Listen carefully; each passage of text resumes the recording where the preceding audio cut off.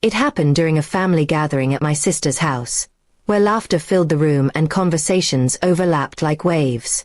I had always been known for my playful sense of humor, sometimes careless with words when I wanted to make people laugh. That evening, as we all sat around the table, I joked lightly about swapping my husband, if anyone was willing.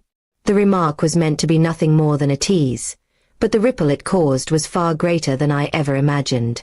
Everyone chuckled, waiting for my husband's usual shy smile or sarcastic comeback. But instead, he leaned back in his chair, glanced around the table, and then said something that froze the entire room. His voice was calm but sharp, as if it had been waiting for this moment.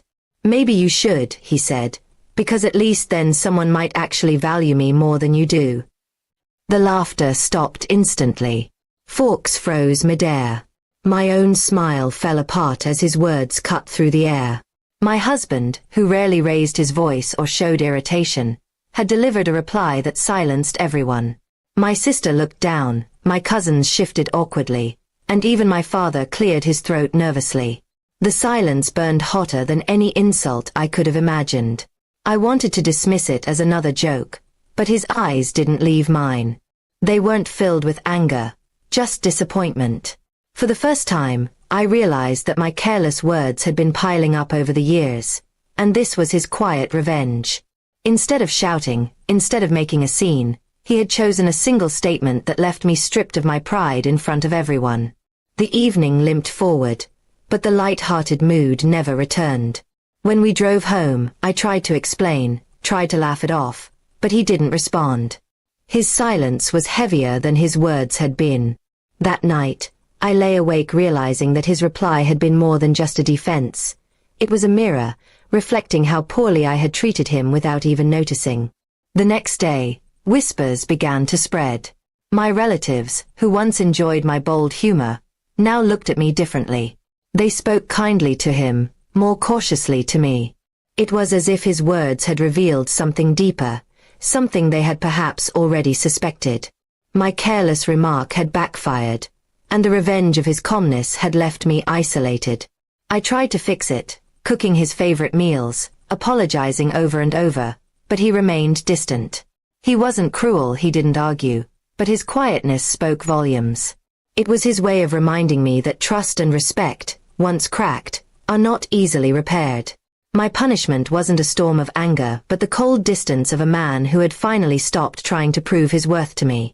Weeks passed, and my regret grew heavier. I watched him receive more respect from others than he ever had before. Friends called him strong, family praised his patience, and co-workers admired his composure.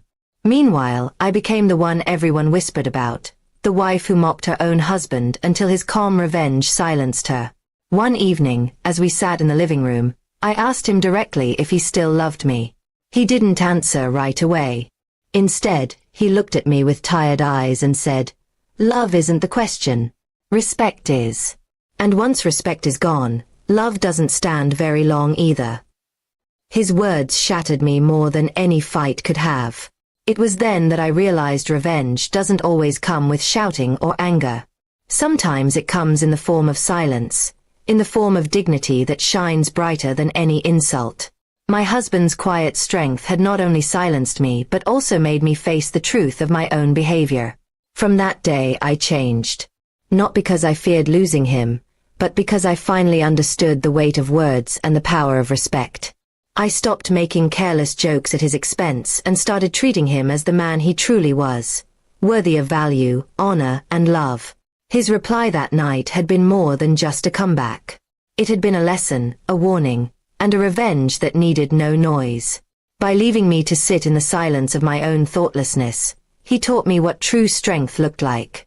Even years later, whenever family gatherings take place, no one dares to make such a joke again. People look at him differently, and they look at me with a reminder of what I almost lost. And every time I recall that night, I remember the quiet revenge that changed the way I spoke, the way I loved, and the way I respected the man I once joked about swapping. That single sentence, delivered with calm precision, became the sharpest weapon I had ever faced. And it left me with a truth I could never ignore again. Sometimes the strongest revenge is not fury, but silence.